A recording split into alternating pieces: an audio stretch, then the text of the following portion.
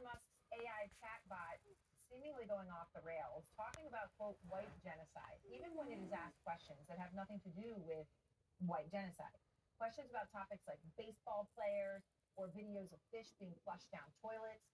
One user asked Grok to talk like a pirate and got responses about the theory of white genocide in South Africa in pirate talk.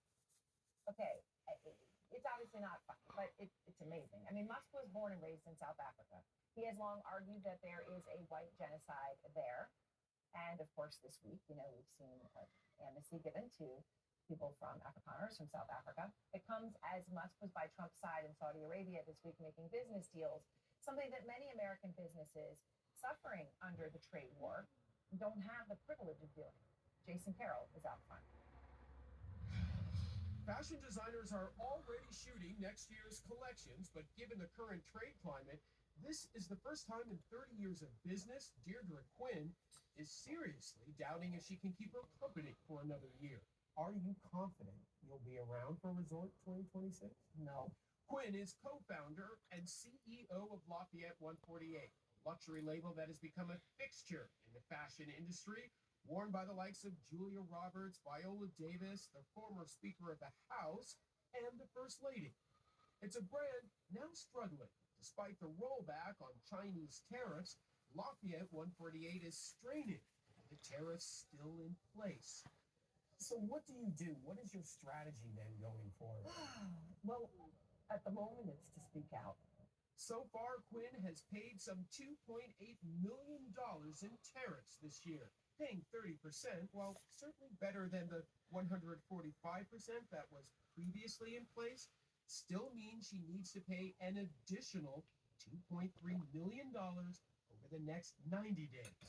We're in a tough position right now. Tough because if she were to pass on the current total tariff cost to her customers, a blouse from her collection, currently costing about $600, would be more than $700. It's a shift the entire industry is feeling. The U.S. receives 97% of its clothing and shoes from other countries, primarily China and Vietnam. In Quinn's case, 95% of her products are made in China. Right now, she stays afloat by shipping only what has already sold, without passing the total cost on to her customers. Meanwhile, most of her inventory is still sitting in China. I can't afford to have my entire cash flow go to the tariffs. And that's what's happening. Independent jewelry designer Presley Oldham is doing what President Trump has been advocating for. His product is made in the United States. They're a really beautiful color. He still needs freshwater pearls, which come primarily from two places in the world, China or Japan. At a recent show, he says retailers from Canada and Mexico who wanted to avoid tariffs refused to buy because he's a U.S.-based designer. How much revenue do you think you've lost so far? Easily upwards of $40,000.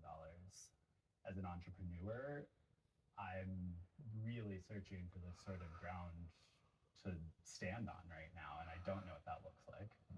Repercussions already being felt on the sales floor. Lafayette 148's boutique in Soho.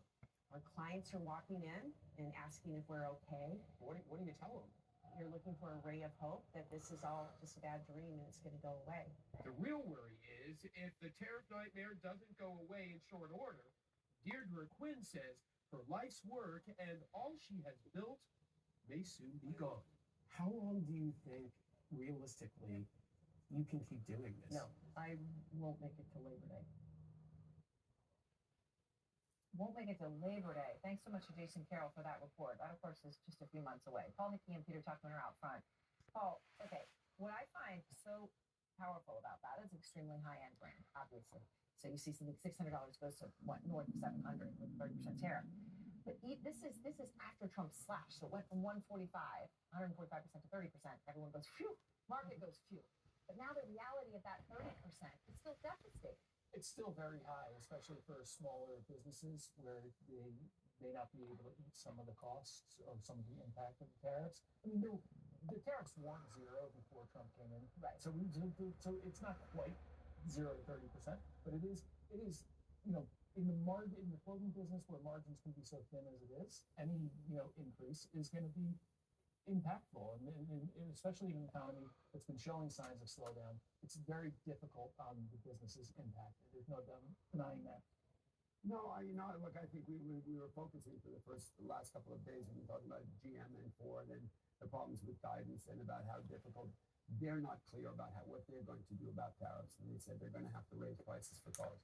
But we started this whole thing when we came on here the first time a few weeks ago when we talked about the stuffed animals. And small business is going to be the biggest one to suffer here.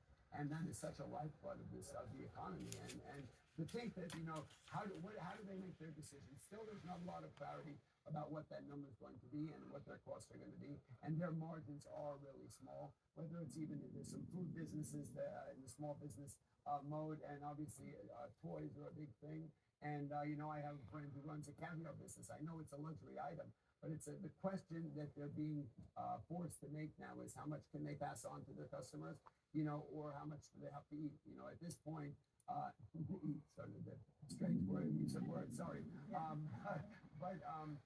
Do they stay in business and kind of ride this out, right? Because is it worth eating the cost to stay in business? Because sometimes the margins are just small enough.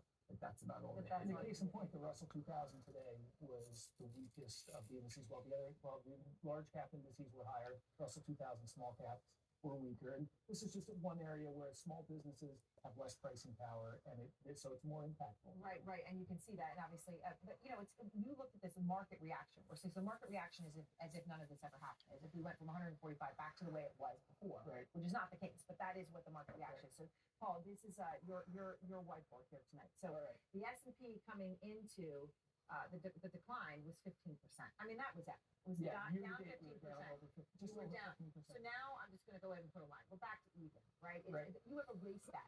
There are only, here's our next number, there are only 4 years in history where the market has gone from down 15 to flat. Right. And one of those years was 1982. Right. And I'm just going to put up this name. This will mean something to a lot of people. Yeah. Paul Volcker was the head of the Federal Reserve. Interest rates at the time were 13%. Right. 13%. Right. Yeah. So, I mean, the 1982 period is fascinating to look at because when you talk about central bankers, Paul Volcker is considered the gold standard when you look back at it. Back at the time, he was criticized from all angles for what he was doing. Carter, as he was president, called his policy, and Carter appointed him, called his policies ill-advised. Ted Kennedy was calling for an end of the autonomy of the Fed. And there was even someone arrested at Capitol Hill with a gun because he was trying to take members of the FOMC hostage because rates were so high. So it was a crazy time. So maybe you're making us feel better about, Trump. But can you imagine if social media was around then, how crazy that would have been? But getting back to these years. So the years, 1982 is one of them. We had 1970, 2009, and 2020. All the years where we had some major problems going on in the economy. COVID or the being market. 2020. Exactly, financial crisis. And then when we came back, and then we rallied back to even, there was still tons of uncertainty in the markets. People were thinking, okay, this could just go south really quickly again. Yeah. But in all those 4 periods, the market ended up, even after that rebound, ended up over the course of the next year trading higher over the next 3, 6, and 12 months, all those times. So it just goes to show that the market, as people, our psychology is to get so invested in the day-to-day headlines and make rash decisions. But the economy has been through it all.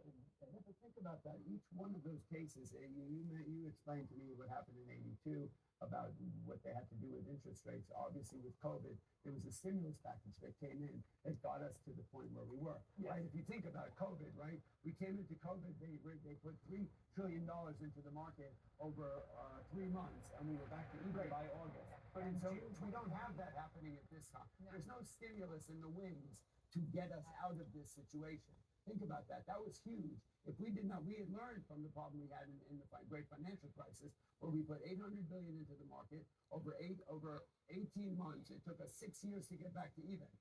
COVID, we put $3 trillion into the market over 3 months. We were back to even in 5 months. We don't have a stimulus package looming here to get us out of this. So right now we're at the crossroads of where are we going to go here? Are we going to stay? Markets are on their highs here. They're acting well. But we just started this conversation with the reality that things are not perfect yet by No. any means. No, No, by all right, no means are they perfect, but in June 2020, in May 2008, 2009, we weren't sitting here going, oh, there's a stimulus and the market's going to go up from here. There was still uncertainty in the markets at that time, even after the rebound. All right. Thank you both very much. Thank And you. next, the breaking